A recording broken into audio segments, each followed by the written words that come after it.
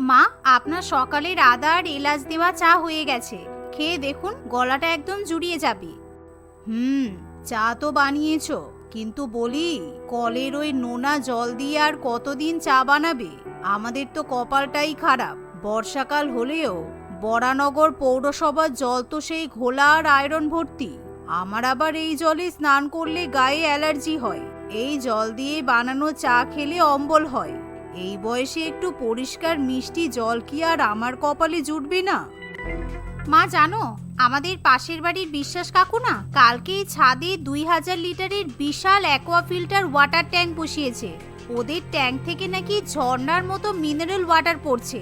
আমাদের ভাগ্যে কি আর বিশ্বাস কাকুর মতো বড়লোক হওয়া আছে বলো? ও, বিশ্বাস কাকুর ছাদে মিনারেল ওয়াটার, আর এদিকে আমার শাশুড়ি মা চায় মিষ্টি পরিষ্কার জল। জল চুরি করা যদি অপরাধ হয়, তবে সেই অপরাধ করে শাশুড়িকে ভালো চা খাওয়ানো হবে মহৎ কাজ। আসলে মিঠুর শ্বশুর বাড়ির ঠিক উল্টো দিকেই ছিল বিশ্বাস ভবন। সেই বাড়ির গৃহকর্তা গোপাল বিশ্বাস অত্যন্ত চতুর এবং কিপ্টে স্বভাবের মানুষ ছিল। তার স্ত্রী সরমা দেবী সারাদিন সোনা গহনা পরে পাড়ায় ঘুরে বেড়ায় আর নিজের ধন সম্পদের গল্প করে বেড়ায়। বিশ্বাস বাড়ির ছাদ আর রায়বাড়ির ছাদ প্রায় গায়ে গায়ে লাগানো। সেদিন রাত প্রায় 11:45 নাগাদ প্রচণ্ড বৃষ্টির মধ্যেই মিঠু চুপি চুপি একটা কালো রঙের ওয়াটারপ্রুফ রেনকোট পরে নেয় আর হাতে 10 মিটারের একখানা লম্বা স্বচ্ছ প্লাস্টিকের সাইফোন পাইপ নিয়ে সে সোজা ছাদের কার্নিশে গিয়ে দাঁড়ায়। এবার মিঠুর অপারেশন অ্যাকোয়া ড্রেন শুরু হলো। সাব্বাস মিঠু, কাজে লেগে পড়, তুই ঠিকই পারবি, আমার পরিবারের জন্য আমাকে করতেই হবে। নিচের প্লাস্টিকের পাইপের এক মাথা কায়দা করে অত্যন্ত নিখুঁত নিশানায় সে বাঁশের আংটা দিয়ে গোপালবাবুর ট্যাঙ্কের ওপরের হালকা ঢাকনাটা একটু সরায়। নিজের প্লাস্টিকের পাইপের এক মাথা কায়দা করে সে গোপালবাবুর ট্যাঙ্কের গভীর জলের ভেতর ডুবিয়ে দেয়। এখন দরকার পড়ে প্রারম্ভিক প্রেসারে, তাই মিঠু পাইপের অপর প্রান্তে নিজের মুখ নিয়ে কষে একটা টান মারে। সামান্য একটু জল মুখে আসতেই মিঠু পাইপটা ঘুরিয়ে নিচে রায়বাড়ির ছাদের ট্রেকের ভেতরে বসানো বিশাল ড্রামের মধ্যে লাগিয়ে দেয়। মাধ্যাকর্ষণ শক্তির মাধ্যমে সাইফোন নিয়মে গোপালবাবুর 2000 লিটারের ট্যাঙ্ক থেকে হু হু করে মিনারেল ওয়াটার রায়বাড়ির ড্রামে এসে জমা হতে থাকে। শাশুড়ি মা, কাল সকালে আপনার লিকার চা এমন ফুটবে না, পুরো বরানগর একেবারে সুবাসে ম করবে। ঘণ্টাখানেকের মধ্যে রায়বাড়ির 2টো বড় বড় ড্রাম এবং 4টে বড় বালতি গোপালবাবুর ফিল্টার করা জলে ভর্তি হয়ে ওঠে। এভাবে মিশন সফল করার পর মিঠু পাইপটা সজোরে টেনে নিজের ছাদে তুলে নেয়। এভাবে নিজের কাজ মিটিয়ে সে শান্তিতে আবার নিজের ঘরে গিয়ে ঘুমিয়ে পড়ে। পরের দিন সকালবেলা সুভাষিনী দেবী ঘুম থেকে উঠে বাথরুমে গিয়ে ট্যাপ খুলতেই একেবারে অবাক হয়ে যায়। এতদিন ধরে যে ট্যাপ দিয়ে ঘোলা আয়রনযুক্ত লালচে জল পড়ত, আজকে সেখান থেকে একদম কাচের মতো পরিষ্কার জল পড়ে। সে হাত দিয়ে জলটা ছুঁয়ে দেখে এবং মুখে একটু জলের ছিটে দেয়। একেবারে স্বচ্ছ পরিষ্কার সুপেয় মিষ্টি জল পেয়ে সে অত্যাধিক খুশি হয়। চা খাবার টেবিলে বসে সুভাষিনী দেবী গদগদ হয়ে বলে, হ্যাঁ রে অনিমেষ, আমাদের পৌরসভা কি হঠাৎ করে ভালো হয়ে গেল নাকি? আজকে বাথরুমের আর রান্নাঘরের জলটা কেমন পরিষ্কার পাচ্ছি, পুরো কেনা বোতলজাত জলের মতো স্বাদ। তাই নাকি মা? আমি তো কাল পেপারে পড়লাম বরানগরের ওয়াটার পাম্পের ফিল্টার নাকি খারাপ হয়ে গেছে, পারে নাকি ঘোলা জল দেওয়ার কথা। মিঠু তখন প্লেটে গরম গরম ফুলকো লুচি এবং আলুর দম পরিবেশন করতে করতে বলে, আসলে কি জানেন মা, আমাদের কারোর মনে তো কোনো পাপ নেই। ঈশ্বরের কৃপায় আমাদের বাড়ির পাইপ দিয়ে সেই জন্য বিশুদ্ধ জল বেরোচ্ছে। তবে হ্যাঁ, এই জল কিন্তু বেশি অপচয় করা যাবে না। এমন সময় টুম্পা মিঠুর দিকে অত্যন্ত সন্দেহ চোখে তাকায়, কারণ গতকাল রাত্রিবেলা টুম্পা যখন বাথরুমে যায় তখন সে ছাদ থেকে একটা কেমন ফটফট শব্দ এবং পাইপের শব্দ শুনতে পায়। কিন্তু বাইরে ভীষণ জোরে বৃষ্টি পড়ে বলে সে কিছুতেই ছাদে যেতে পারে না। কিন্তু এখন তার মনের মধ্যে চরম সন্দেহ বাসা বাঁধে। ঠিক এমন সময়ই রাস্তার ওপার থেকে ভেসে আসে এক বিকট চিৎকার। সর্বনাশ হয়েছে গো, সর্বনাশ হয়েছে। আমাদের ট্যাঙ্কের জল চুরি করলো কে? অশরীরী নাকি কোনো রাক্ষস? কাল রাতে আমি নিজে ট্যাঙ্ক ফুল করে ছাদের দরজায় দুটো তালা মেরে ঘুমিয়েছিলাম। আজ সকালে বাথরুমে সাবান মেখে যেই পাম্পটা খুলেছি অমনি ফ্যাচ ফ্যাচ শব্দ করে জল বন্ধ হয়ে গেল। ট্যাঙ্কে এক ফোঁটাও জল নেই। 2000 লিটার জল বাষ্প হয়ে গেল, নাকি ছাদে কোনো ভূত প্রেত এসেছে? ওগো, আমাদের নতুন ট্যাঙ্কে কি কোনো অভিশাপ আছে নাকি? পুলিশে খবর দাও, পাড়ার জল চোরকে ধরতে হবে। বারান্দার এক কোণে দাঁড়িয়ে মিঠু মিটি মিটি হাসতে থাকে, আর টুম্পার চোখ তখন সোজা গিয়ে পড়ে মিঠুর হাতের দিকে। ও বৌদি, তার মানে তুমি এই খেল দেখাচ্ছ? দাঁড়াও, তোমার এই জল চুরির রহস্য আমি ফাঁস করেই ছাড়বো। অন্যদিকে গোপালবাবু জল গায়েব হওয়ার রহস্য কিছুতেই উদ্ঘাটন করতে পারে না, তাই সে সিদ্ধান্ত নেয় এবার সে ছাদে সিসিটিভি ক্যামেরা বসাবে। কিন্তু বৃষ্টিতে ক্যামেরা নষ্ট হয়ে যেতে পারে এই ভেবে সে অন্য এক অভিনব ফাঁদ পাতে। সন্ধ্যাবেলা গোপালবাবু দোকান থেকে 2 বোতল গাঢ় নীল রং এবং লাল পটাশিয়াম পারম্যাঙ্গানেটের গুঁড়ো কিনে নিয়ে আসে। শোনো শর্মা, আজ রাতে আমি ট্যাঙ্কের ভেতর এই নীল আর পটাশিয়ামগুলো রেখে দেবো। যদি কোনো চোর পাইপ দিয়ে জল চুরি করে তবে সেই জল তার নিজের ট্যাঙ্কে বা বালতিতে গিয়ে জমা হবে, আর এই নীল রং ধরে যাবে। শুধু তাই নয়, যে বা যারা এই জল ব্যবহার করবে তাদের হাত মুখো নীল হয়ে যাবে, আর কাল সকালে চোরের মুখ দেখলেই ধরা পড়ে যাবে, বুঝেছো? এমন সময় তাদের ঘরে জানালায় দাঁড়িয়ে টুম্পা পটাশিয়ামের নীল ফাঁদের কথা শুনে ফেলে। বৌদিকে এবার টাইট দেওয়ার উপযুক্ত সময় এসেছে। মা যখন জানবে যে এতদিন ধরে পাশের বাড়ি চুরি করা জল দিয়ে মা চা খাচ্ছে, তখন যা মেলোড্রামা হবে না, আহা। এদিকে বৃষ্টি থামার কোনো লক্ষণ নেই। সেদিন আবার রাত 1টার সময় মিঠু তার বিশ্বস্ত রেনকোট পরে এবং হাতে পাইপ নিয়ে নিঃশব্দে ছাদে চলে যায়। মিঠু ছাদে উঠে সাবধানে সীমানা দেওয়ালের কাছে যেতেই গোপালবাবুর ছাদের কোণে একটা বালতিতে লাল নীল রঙের জল দেখতে পায়। ও, গোপাল কাকু নীল রং গুলে রেখেছে, ভাবছে মিঠু এতটাই কাঁচা খেলোয়াড়। এই বলে মিঠু তখনই তার প্ল্যান বি চালু করে। কিন্তু ঠিক সেই মুহূর্তেই, রুখে দাঁড়াও জলচোর বৌমা, রুখে দাঁড়াও। এমন সময় একসাথে ব্যাটারি টর্চের আলো এসে মিঠুর মুখের উপর পড়ে। পেছনে দাঁড়িয়ে থাকে মিঠুর শাশুড়ি মা সুভাষিনী দেবী, ননদ টুম্পা, শ্বশুরমশাই হারাধন বাবু আর মিঠুর স্বামী অনিমেষ। দেখেছো মা, আমি বলেছিলাম না আমাদের বাড়ির বৌমাই আসলে রাতের অন্ধকারে জলচোর? পাশের বাড়ির ট্যাঙ্ক থেকে জল চুরি করছিল এতদিন ধরে। ছি ছি ছি ছি, আমাদের রায় পরিবারের মান সম্মান সব জলে ভেসে গেল। ওরে বাবারে, আমি কি শুনছি? আমাদের বংশের এত বড় কেলেঙ্কারি! যেই জল দিয়ে আমি সকালে পরম ভক্তিতে সকালের চা খেলাম, সেই জল নাকি চুরি করা জল। ওগো হারাধন, আমার প্রেসার উঠে গেল, আমাকে হাসপাতালে নিয়ে চলো। মিঠু, তুমি এসব করছো? বর্ষাকালে মানুষ ছাতা চুরি করে শুনেছি, জামা কাপড় চুরি করে শুনেছি, কিন্তু অন্যের ট্যাঙ্কের জল চুরি, তাও আবার বৃষ্টিতে ভিজে ভিজে? এমন সময় চিৎকার শুনে গোপালবাবু এবং তার স্ত্রী নিজেদের ছাদে এসে হাজির হয়। কি হয়েছে, কি হয়েছে? কে চুরি করেছিল আমার জল? গোপাল কাকু, চোর ধরা পড়ে গেছে। এই দেখুন, আমাদের বাড়ির বউ হাতে নাতে আপনাদের ট্যাঙ্ক থেকে জল চুরি করছিল। আমি জানতাম এই রায়বাড়ির লোকগুলোই আমার শত্রু। হারাধন বাবু, আপনার বৌমা আমার মিনারেল ওয়াটার চুরি করেছে। কাল সকালে আমি থানায় ডায়েরি করব, পাড়ার মোড়ে পোস্টার মারবো, জলচোর মিঠু বৌমা।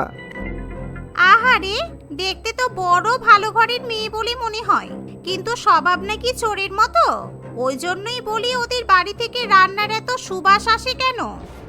থামুন, সবাই চুপ করুন। মা, আপনি কাঁদা বন্ধ করুন। আপনি আমাকে দোষ দিচ্ছেন। আপনি ভুলে গেছেন আজ থেকে 5 দিন আগের কথা? আপনি প্রতিদিন সকালবেলা বাথরুমে ঢুকে বলতেন, এই আয়রন ওয়াটারে স্নান করে আপনার চামড়া খসখসে হয়ে গেল। এই ঘোলা জল দিয়ে চা বানালে চায়ের নোনতা স্বাদ হয়। ভালো জল না পেলে আমি না খেয়ে থাকবো। বলুন, আপনি বলতেন না? আর টুম্পা, তুমি যে রোজ বলতে, বৌদি, বিশ্বাস কাকুর ট্যাঙ্কের মতো যদি আমাদের অ্যাকোয়া ফিল্টার থাকতো তবে আমার চুলে কত শাইন আসতো। আর এই যে গোপাল কাকু, আপনি আমাকে চোর বলছেন? বেশ করেছি আমি জল চুরি করেছি, কিন্তু আপনি কি জানেন আপনি নিজে কি অপরাধ করেছেন?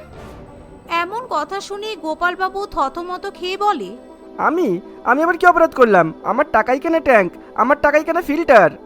আপনার টাকায় কেনা ট্যাঙ্ক ঠিকই, কিন্তু গোপাল কাকু, আপনি ওই ফিল্টার চালাচ্ছেন কোন বিদ্যুতে? পৌরসভা স্ট্রিট লাইটে যে মেন তার গেছে আপনার ছাদের উপর দিয়ে, আপনি সেখান থেকে কাঠি করে বেআইনিভাবে কারেন্ট নিয়ে নিজের ওয়াটার পাম্প চালাচ্ছেন। দেখুন সবাই, গোপাল কাকু সরকারের লাখ লাখ টাকার বিদ্যুৎ চুরি করে ট্যাঙ্ক ভরছেন, আর আমি শুধু ওনার সেই চুরি করা অতিরিক্ত জল থেকে মাত্র 2 বালতি জল নিয়ে শাশুড়ি মাকে চা বানিয়ে খাইয়েছি। কোনটা বড় অপরাধ, সরকারি বিদ্যুৎ চুরি নাকি প্রতিবেশীর উদ্বৃত্ত জল নেওয়া? গোপাল, তুমি বেআইনি কাঠি করে কারেন্ট চালাচ্ছ? ছি ছি ছি, আমি কাল সকালেই সিএসসি কে ফোন করে পুলিশ ডাক করাবো। এমন কথা শুনে গোপালবাবু তখনই এক মুহূর্তের মধ্যে বাঘ থেকে একেবারে বিড়াল হয়ে যায়। সে হাত জোড় করে কাঁপতে কাঁপতে বলে, না না হারাধন বাবু, দোহাই আপনার, ইলেকট্রিক পুলিশ ডাকবেন না, আমার ভুল হয়ে গেছে। আমি কাল সকালেই হুক খুলে দেবো। আর বৌমা বৌমা থুড়ি, আমায় বাঁচিয়ে দাও। আমি আর কখনো তোমাকে জল চোর বলবো না। তোমার যত খুশি জল লাগে আমার ট্যাঙ্ক থেকে নিয়ে যাও। প্রতিদিন এসে 2 বালতি কেন, 5 বালতি নিও, কিন্তু দয়া করে ইলেকট্রিক পুলিশটাকে জানিও না। মিঠু তখন মুচকি হেসে ওঠে। মা, শুনলেন তো, গোপাল কাকু নিজে আমাকে জল নেওয়ার অনুমতি দিলেন। এখন থেকে আপনার জন্য প্রতিদিন এই ফিল্টার করা বিশুদ্ধ জলেরই চা হবে, আর কোনো নোনা জলের অভিযোগও থাকবে না। পরের দিন আকাশে হালকা রোদ ওঠে। গোপালবাবু নিজে দাঁড়িয়ে থেকে মিস্ত্রি ডেকে সেই পাইপ ফিট করিয়ে দেয়, আর নিজের বেআইনি বিদ্যুতের লাইন কেটে বৈধ মিটার থেকে পাইপের সংযোগ করে নেয়, যা দেখে মিঠু এবং তার শ্বশুরবাড়ির লোকেদের আনন্দের ঠিক ঠিকানা থাকে না। এভাবেই বর্ষাকালে মিঠুর পরিবার জল সমস্যা থেকে রেহাই পায়। চাকদা শহর ছিল সেন্ট্রাল বিমানবন্দরের পাশে। সেখান থেকে প্রতিদিনই শত শত বিমান ওঠানামা করত, আর প্রতিদিন প্রতিটা বিমানের আওয়াজে চাকদা শহর মেতে উঠত। একদিকে যেমন বড়দের আওয়াজটা বিরক্ত লাগতো, ঠিক তেমনি অপরদিকে ছোটদের সেটা শুনতে ভালো লাগতো। হুসি হুসাই সাই, মা মা, এই সুন্দর আওয়াজটা কিসের? রোজই তোমাকে জিজ্ঞাসা করব ভাবি। বাবাকে জিজ্ঞাসা করলে বাবা বলে যে তোমার মা জানে, মাকেই জিজ্ঞাসা করবে। দিদি, তুই এটাও জানিস না? আমি জানি, এটা ওই যে আকাশে খেলনা গাড়ির মতো উড়ছে, ওটারই আওয়াজ। ওকে উড়োজাহাজ বলে, আমার বন্ধু পিঙ্কি আমাকে বলেছে। গৌরব, কি দরকার ছিল মেয়েদেরকে আমাকে জিজ্ঞাসা করার কথা বলতে? তুমি কি জানো না ওটা কিসের আওয়াজ? এত ন্যাকামি করার কি প্রয়োজন? একে তো এখনো পর্যন্ত আমার শখ পূরণ করতে পারলে না, এবার মেয়েদের কি বলবে ভেবে না পেয়ে আমার দিকে ঠেলে দিয়েছো। ভারী একেবারে আমার স্বামী গো। তোমার কথা কেন বলেছি জানো? তুমি তো এরোপ্লেন চড়তে খুব ভালোবাসো, আর এরোপ্লেনের কোথায় ডানা আছে, পাখা আছে, আর কি কি আছে সেগুলোও তো সব জানো, তাই তোমাকেই জিজ্ঞাসা করতে বলেছি। গৌরব তার পরিবার নিয়ে বিমানবন্দরের পাশেই বাস করত। সে তার স্ত্রী ঝিলিক এবং তার 2 মেয়ে রিঙ্কি ও চুমকির সঙ্গে থাকত। তার আর্থিক অবস্থা খুব একটা ভালো ছিল না।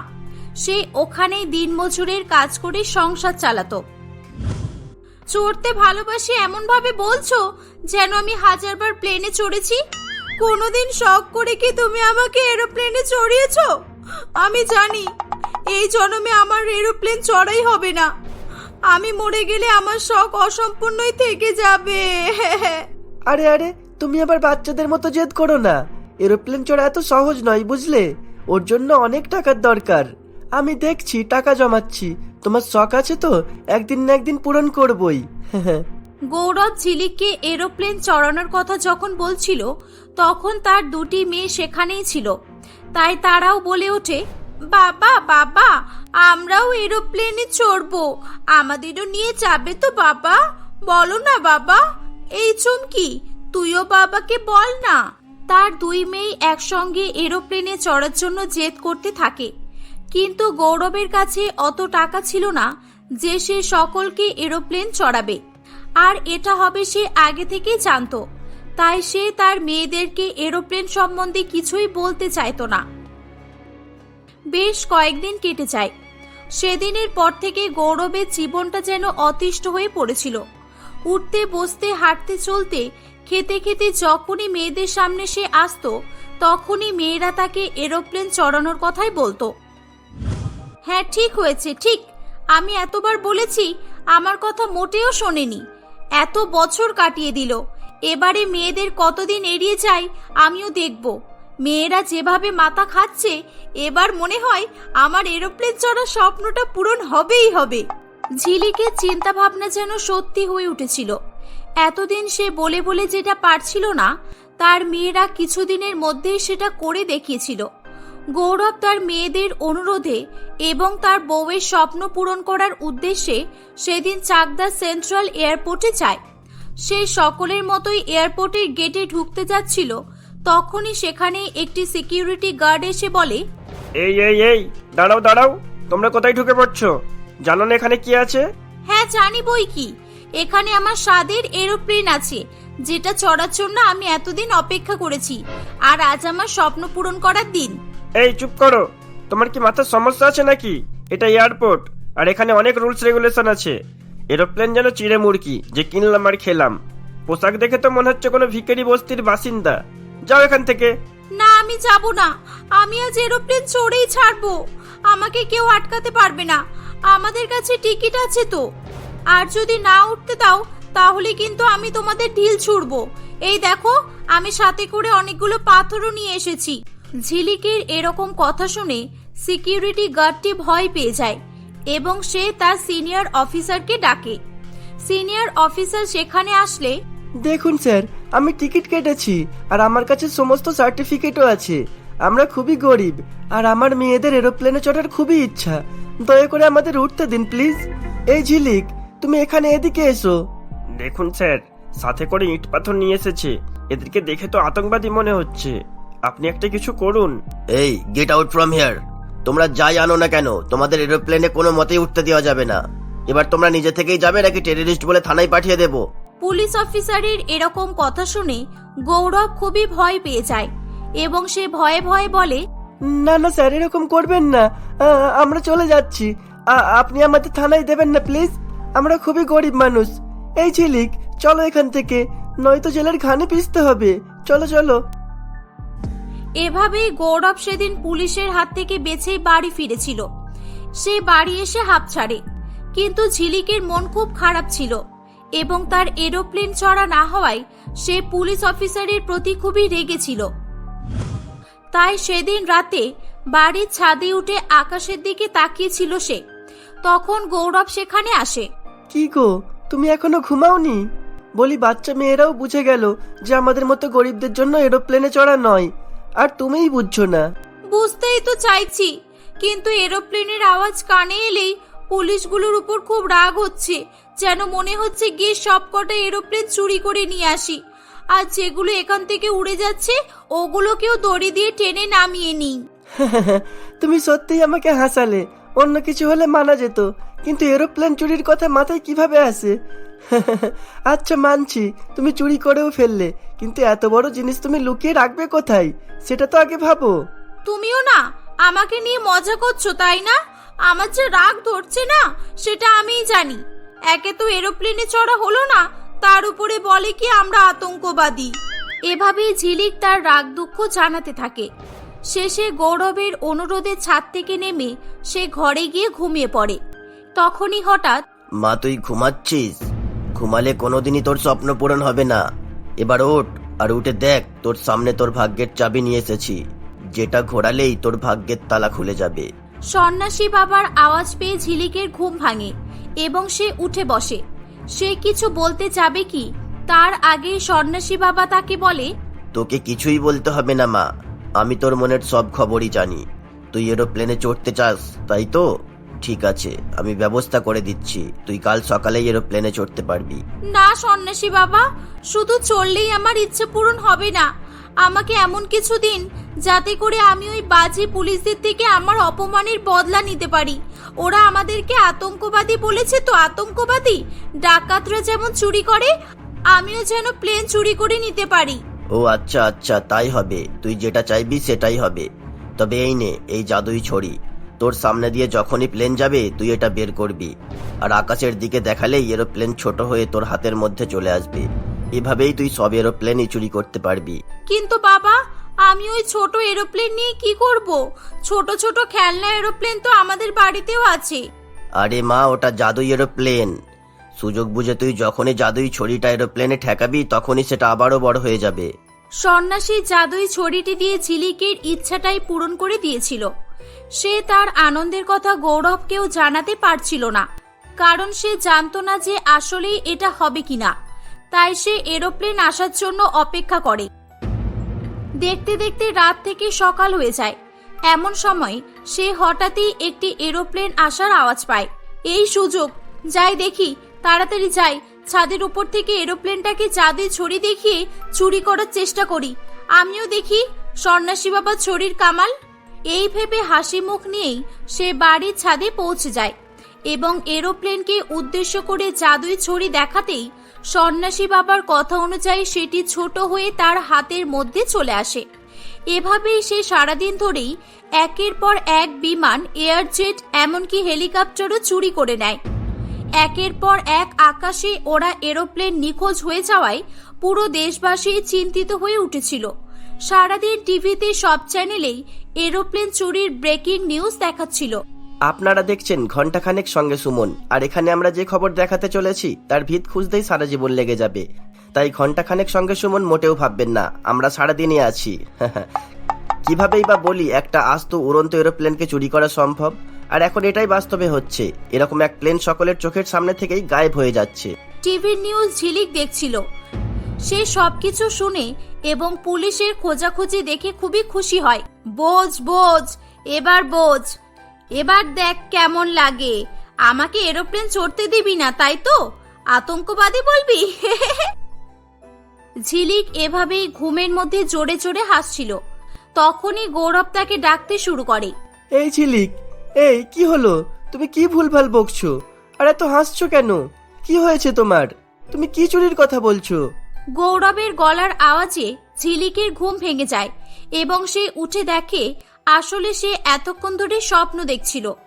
সে তার স্বপ্নের কথা গৌরবকে জানায়। গৌরব এটা শুনে হেসে ফেলে এবং তাকে জানায় আজকে সে এয়ারপোর্ট অফিসারের সঙ্গে কথা বলে এসেছে এবং তাদের চেন্নাইয়ের ফ্লাইট চড়ার টিকিটও কনফার্ম হয়ে গেছে। এটা শুনে ঝিলিক খুবই খুশি হয় এবং তারা আজকে সেজে গুজে ভালো পোশাক পরে এয়ারপোর্টে যায়। তারপর তারা সকলে চেন্নাইয়ের ফ্লাইটে উঠে প্লেন চড়ার আনন্দ উপভোগ করে।